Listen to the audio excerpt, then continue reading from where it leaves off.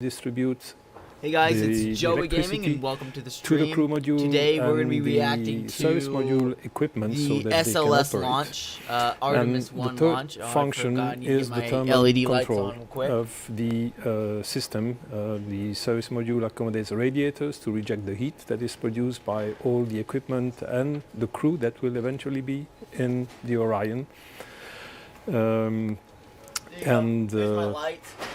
Finally, not on Artemis 1, but on future Artemis mission, planning on launching Artemis 1, which is a moon rocket designed by NASA. The water, the oxygen, it uses a lot of the same components from the space shuttle. That you are monitoring I'm going to turn them down because they're loud. You also have a team. We're going to bring up a picture of that team right so NASA is launching the SLS rocket tonight in under half an hour from now, and I'm very, very excited. I'm a very big space nerd. I obviously reacted to the demo mission where they sent the first astronauts on a Dragon, on a SpaceX Dragon mission, and then I reacted to Starship SN-15 taking off and doing a flight test then. And this is obviously a big occasion here as well, so I want to go ahead and react to this live on my YouTube channel. So I'm actually very, very excited. We're T-minus 28 and 20 seconds from now. So I guess we should go ahead and listen to the commentary and see what they're saying. Also, I have my Twitter pulled up just in case that they're tweeting stuff and they're tweeting out go Artemis. And prepare the recommendation to be brought to the mission management team for a decision on how to operate the vehicle forward. Great. We're really glad to hear that your teams are monitoring here. Johnson in the Netherlands as well. And this has been a huge collaboration. There were 10 countries that contributed to the European service module. Can you tell me about that teamwork? Indeed, it was a real teamwork. There you go. But of about 60 companies across Starship. 10 European People are talking countries. about Starship over here. Well, together with also, the this guy's pretty cool too. I like him. Selected the he finest a lot of Starship stuff. available Also, I thought in this was Europe a real grandeur of a Starship coming down. Equipment which is needed and then to I saw a go dog. back like, to the moon it's with a chew toy. Right, we're going back to the moon and farther even beyond. Thank you so much, Philippe. We really appreciate you being here tonight. Welcome. Thank you very much. Of course, of course. Megan, back to you. Now it's time to check back in with Mission Control in Houston. Leah, how are things over there? Things are good over here at Johnson Space Center, which is just one part of an agency-wide effort with many NASA programs doing their part to make future missions a reality. When the first woman and first person of color travel to the moon, they'll be wearing a state-of-the-art launch and entry spacesuit called the Orion Crew Survival System. When they set foot on the moon, they'll be in another all-new next-gen suit, both being developed at the Johnson Space Center and through partnerships with commercial providers. Isn't SpaceX creating During the those new moon spacewalks, suits or whatever? Astronauts will collect samples for suit? further study of the moon. The Astromaterials Research and Exploration Science Division at JSC is preparing to receive rocks, soil, and ice collected from the moon's south pole, which has a unique crater impact history and ice deposits that have never been sampled. And leading the effort to advance capabilities for science, exploration, and commercial development of the moon is the Commercial Lunar Payload Services Initiative, or CLPS. More than a dozen American companies are developing science investigations and tech demos. Additionally, we need a sustainable presence, a station in orbit to facilitate continuous lunar access and serve as a home base or a jumping off point for new deep space exploration missions. This is where Gateway comes in. It's a multi-purpose lunar space station being developed by a worldwide effort get Starship led to out launch of all of it. NASA is again teaming up with international and commercial partners to create this essential component. Wow, I want a PC like that. Holy crap! NASA's human research program That's to the better NASA understand computer how that the people human were body talking adapts about. beyond low Earth orbit, ensuring future astronauts traveling to the moon and Mars have the tools to keep healthy and thrive in new environments. And with that, we're going to turn it back over to Megan and Kayla at Kennedy. Thank you so much. Ooh, so Artemis will also wait. facilitate new discoveries about the moon. So to tell us what we're hoping to learn, we have Sarah Noble here. She's the Artemis Lunar Science Lead. Great to have you here. Thanks. So tell us about what we know about the moon. Yeah, so we learned a ton about the moon during Apollo, right, from the samples looks like my and the data biology that we collected. teacher. In fact, Holy we're crap. still learning from those samples and data even today, 50 years later.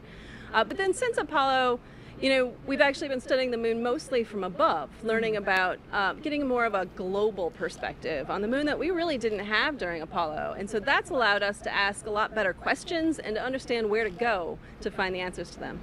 Now that we're headed back to the moon, sending human beings as part of the Artemis program, what are we hoping to learn that's new?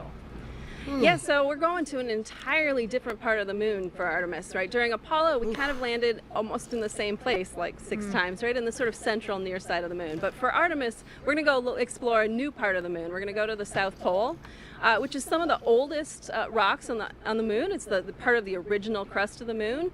And there's places there that are permanently shadowed, where we think that water and other molecules sort of get trapped, and we really want to understand what those are, and so that we can use them for both science and for as a resource. Sarah, we're also planning to land a rover at the South Pole of the moon in late 2024. Can you tell us about that? Yeah, absolutely. The Viper rover, the Volatiles Investigating Polar Exploration Rover, is going to go land near the South Pole, and it's actually going to explore some of these permanently shadowed areas. It's going to dip into them, drill down, try to find out what that water is, what else is there, what form that water is, how much is there, so that we can really understand it both from a science perspective, and if we want to use it as a resource, we will understand how to extract it. So some people might say, we have all these rovers, we have access to machines that can do a lot of the work on the surface of the moon for us, so why is it important to return humans to the moon? Yeah, it's not an either-or proposition, right? There are some things that robots are better at and some things that humans are better at. And it turns out that humans are much better field geologists. We're really much more efficient and better at that. Plus, we can do better. We can deploy more complicated instruments, and we can use tools in ways that it's very difficult for robots to do, so we can collect better samples.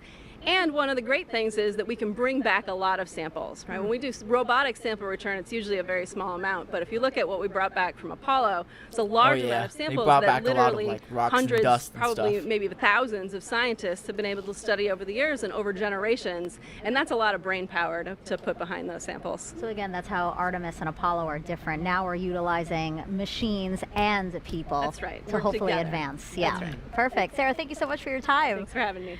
So in honor of our destination, the moon, we asked you all to create moon-inspired content and share them with us using the hashtag NASA MoonSnap. There's some actually really cool photos. So many wonderful submissions. With that so why hashtag, don't we check them out now? Actually, go check Twitter, see if anyone's talking about it.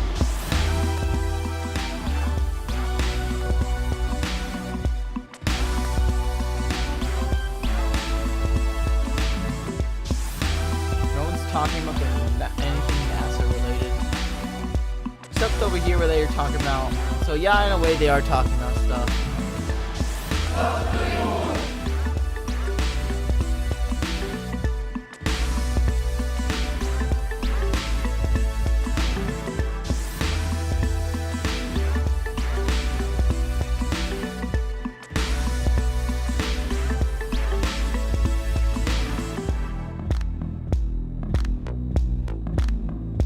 Some of the artwork is actually really good. That was a really cool look at all the different kinds of creations, recipes, and also art, and it was great to see what people submitted. Yeah, it's awesome to see the creativity out there and how people are engaging with this mission in so many different ways. Yeah. So I know that you didn't submit it yet, but you did create a moon snap, so to say. So why don't we take a look at that picture? Yeah, it's one of my favorite pictures of the moon that I was able to take from her orbit. time on the space station. I think for me, it kind of reminds me of that iconic picture of moonrise or Earthrise from the moon from Apollo, and it's kind of that in reverse. I think there's something about seeing the moon from orbit around the Earth that makes it seem a little bit easier to imagine what it'd be like to have that view from the moon looking back at our home planet. Yeah, you should definitely submit that because that's an amazing photo. Did you take that yourself? Yeah, out of the cupola window aboard the space station. Wow, the resolution's great. The cameras we have up there are incredible. Yeah. It's awesome. So I haven't taken a moon snap, so I had nothing to submit. So how do you feel about creating a moon snap with me? Let's do it. All right, well, take that, if you don't mind lifting it up, and we're just going to snap a photo here. Oh, lighting. Perfect. So I just created a moon snap. I love it. I'm going to share it. And again, this is just to encourage people to really get involved in this mission. So we will continue to collect and share those photos. So again, if you have a NASA moon T-minus snap, 20 minutes. Let's hashtag. hope that they don't run into any more Artemis problems. 1 comes amid a very busy year and exciting year at NASA. Some of the highlights include 2 more commercial crew launches with SpaceX, Crew 4 in April, and then Crew 5 last month. In May, NASA and Boeing flew OFT-2, the second uncrewed flight test of the Starliner capsule. The goal is to certify the capsule for regular flights to the International Space Station after a crewed flight test next year. I hope that they actually In July, we released the first images captured by our James Webb Telescope, and oh my, those are really beautiful, fascinating photos, and they're going to really help us answer some of astronomy's biggest questions about how our universe began. These are like really and then in September, photos, guys, we intentionally slammed the DART spacecraft this is really cool into too. asteroid Dimorphos. Boom, look at that. And we successfully changed its course. I'm not afraid of killer asteroids anymore. The test was to show we could defend our planet if needed. Yep. And recently, 2 other missions that benefit the Artemis program. Last week, we tested a new inflatable heat shield that could help us eventually land humans on Mars. And just 2 days ago, Capstone arrived at its intended orbit around the moon. The small satellite launched from New Zealand in June, and will now test a unique lunar orbit for a future space station there. Artemis 1 heralds a new era in the history of human spaceflight. It marks a pivotal next step in humanity's return to the moon, ushering in a new generation of astronauts, technology, and research. This critical flight test sets the course for a bright future at the moon. Very soon, we don't need to rely on animations. We can just play the real footage, even though it's going to be at night. Hardware to lunar orbit. Because when they try to launch it at day, they had like several scrubs. In different ways than we did Apollo. We will explore new areas of the moon with 21st century materials, technologies, systems, and operations. Gateway will be humanity's first space station to orbit the moon. Built with next generation technology. That would be really cool. Gateway will not only provide a deep space outpost for future lunar expeditions, it will also serve as a station for landers, experiments, and supplies. Starting with the core power and habitation elements, Gateway will grow with increasing capability as international partners contribute new habitat and refueling modules, observation windows, external robotics, and more. Gateway will enable longer stays and more science to be conducted on and around the moon than ever before. And one day, it will help set the stage for missions to Mars.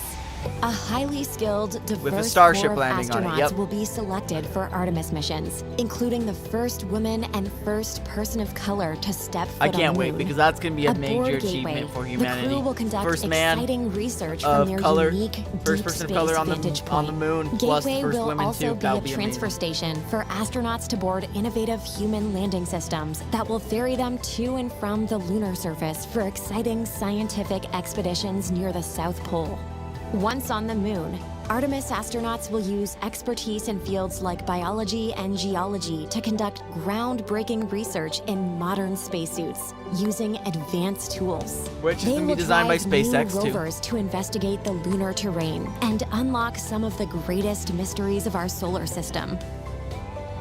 Artemis 1 cements our capability to send astronauts and cargo to the moon. I hope they have years cameras on board of the We're going back to the moon. Orion, because I want to see some 4K images Artemis. of all the craters on the moon, okay? That I definitely need As we approach the opening of our 2-hour launch window, we have a special musical performance for you. America the Beautiful, played in honor of I don't want to risk copyright. 1 minute, guys.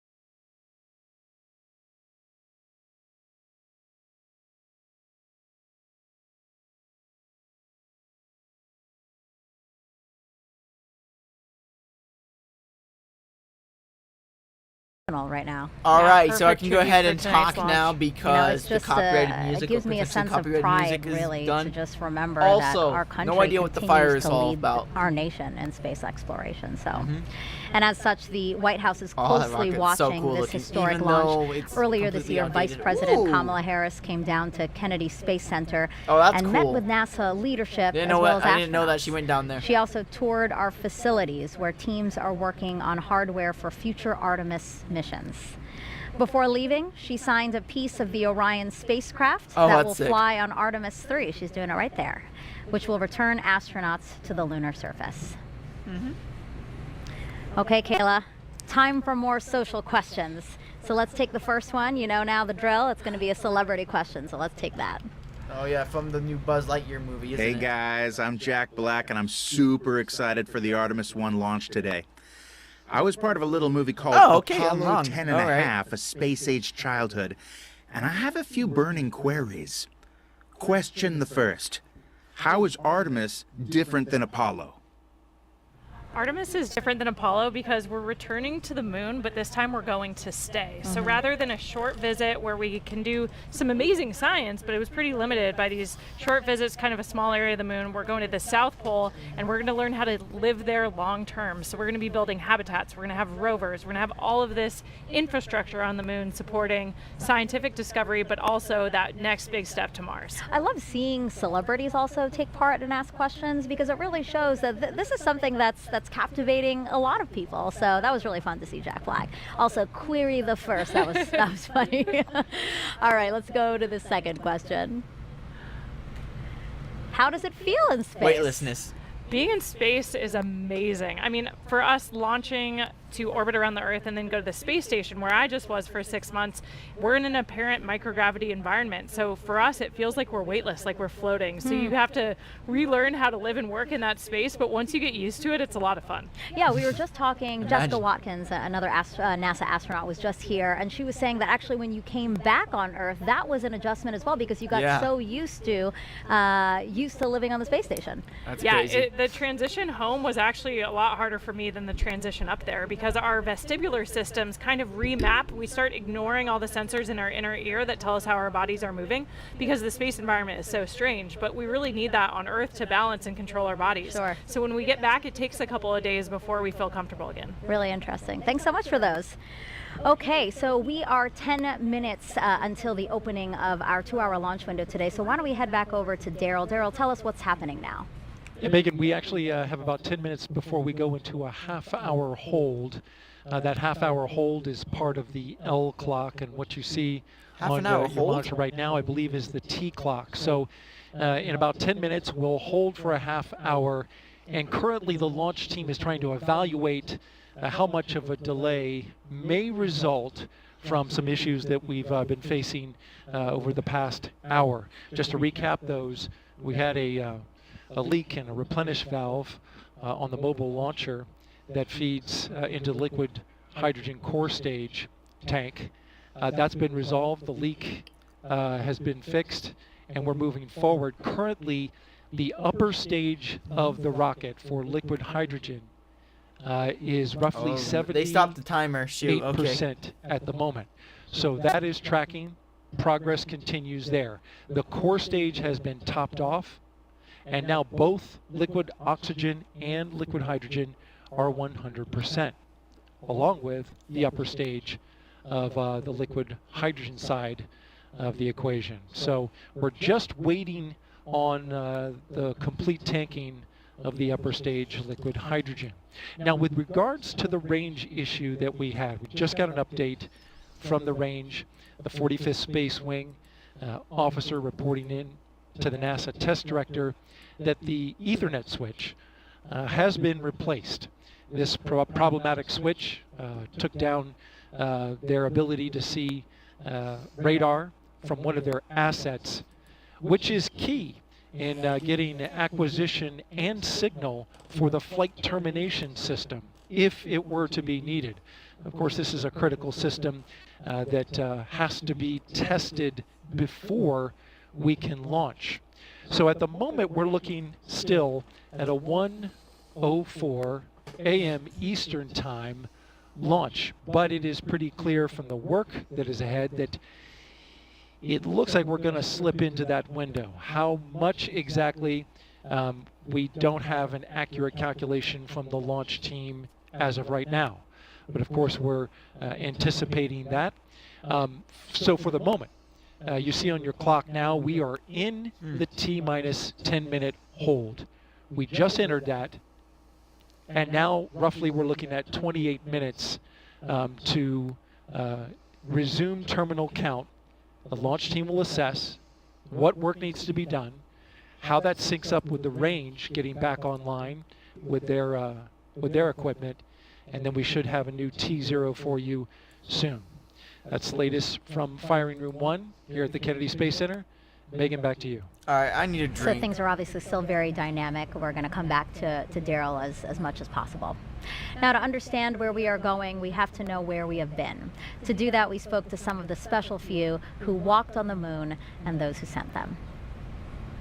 We choose to go to the moon in this decade JFK. and do the other things, not because they are easy, but because it is hard. Yeah. Because that goal will serve to organize and measure the best of our energies and skills. It's been 50 years since we've been to the moon, and we've got a great program called Artemis. We're going back.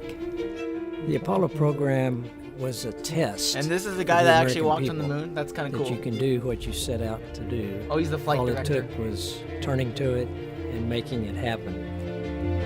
We are go for a mission to the moon at this time. Engines on 5, 4, 3, 2. All engines running. Launch commit. Liftoff. We have liftoff 49 minutes past the hour. I think the characteristic that I remember most of the Saturn V was the noise. The noise was enormous and it was almost impossible to communicate. We're go, same time, we're go. That is so cool that we actually landed on the moon. I just can't believe we actually landed on the moon. The landing to me was a great celebration. The nation was almost euphoric. That's one small step for man, one giant leap for mankind. There are so many things that we can eventually learn about our universe and the spacecraft that we use exploring.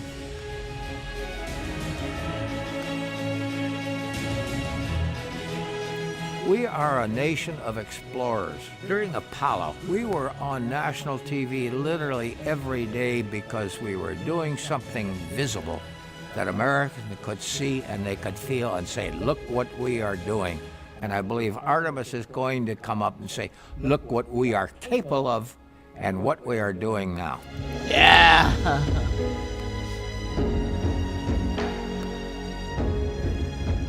Artemis will stand on the shoulders of Apollo. They're going to have the eyes of the world on them when they start down this trail. The science of a space flight is one that will continue to inspire. Going to the moon generates technology, more communications, more computer technology, more sophistication in manufacturing that help us in everyday life.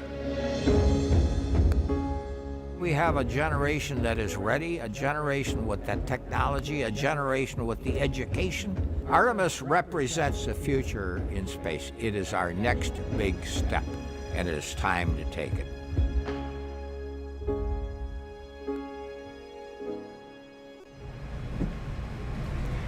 If you're just joining us, welcome to NASA's Kennedy Space Center, where we are showing you a live look of another visitor center. This is the U.S. Space and Rocket Center. Wow, take a look at all of those people who are there hoping to watch the launch today. You know, this is the visitor center for the Marshall Space Flight Center in Huntsville, Alabama. That center played a crucial role in contributing to the Artemis program, so I'm not surprised that there are a bunch of people there watching.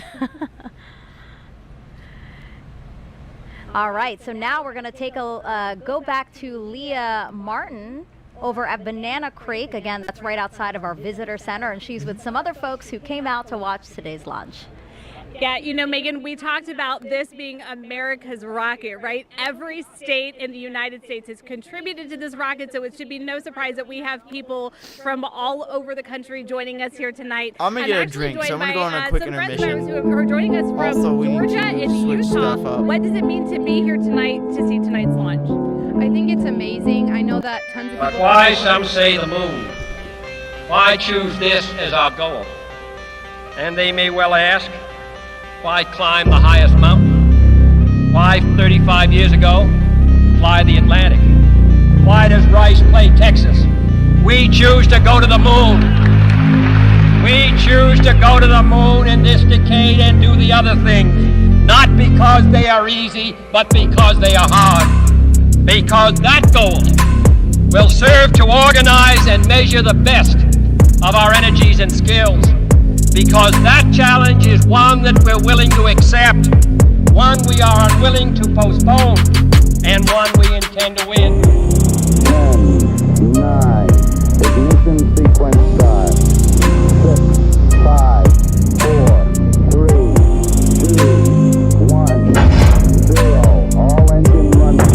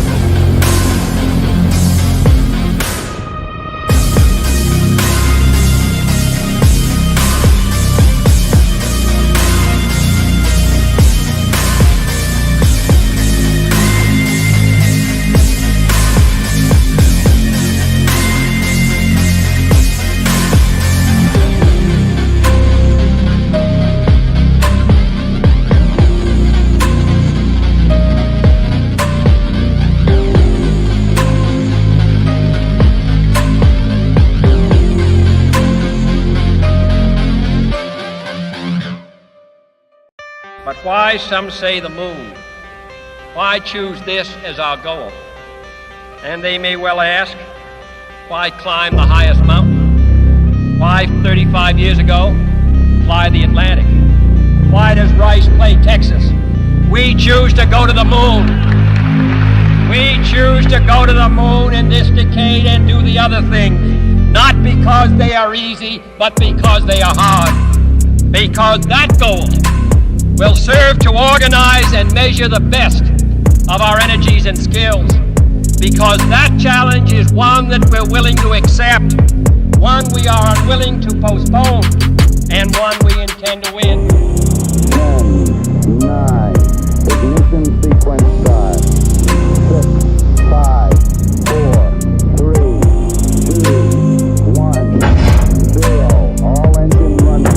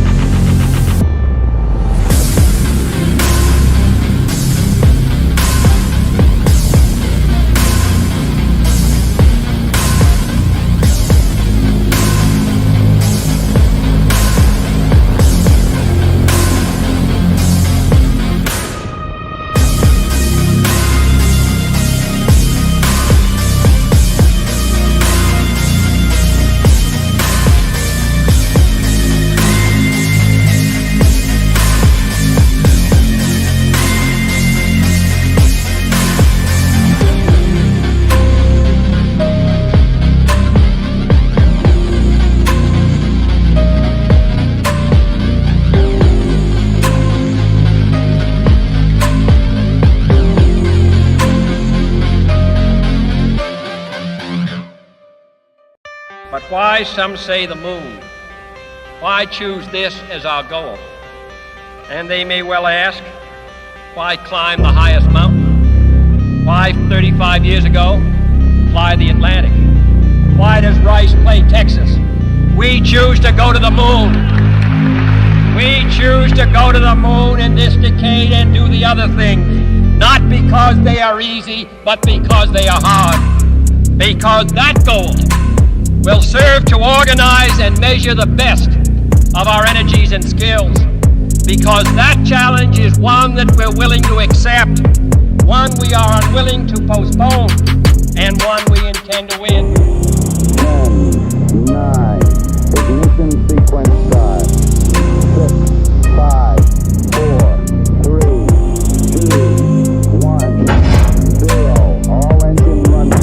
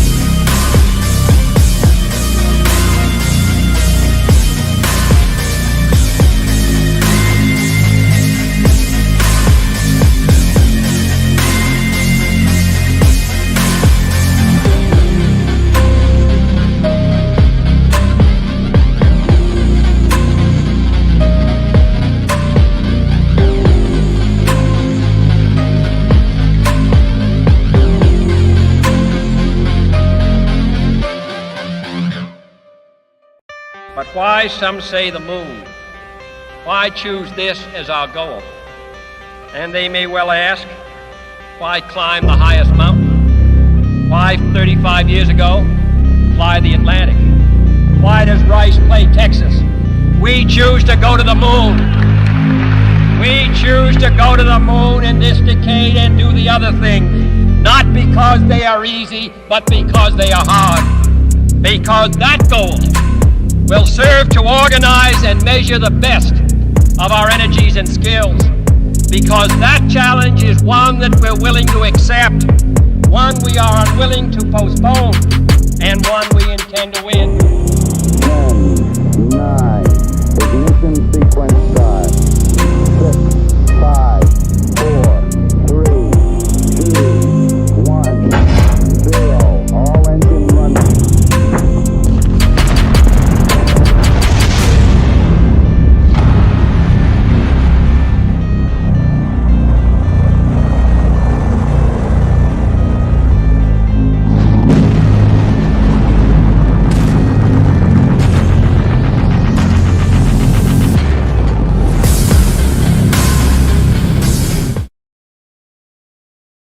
Alright, I am now officially back. I got myself a drink. Make life better here on It's Earth hot chocolate for because everyone. it's that time of season. I know that tears will be in my eyes.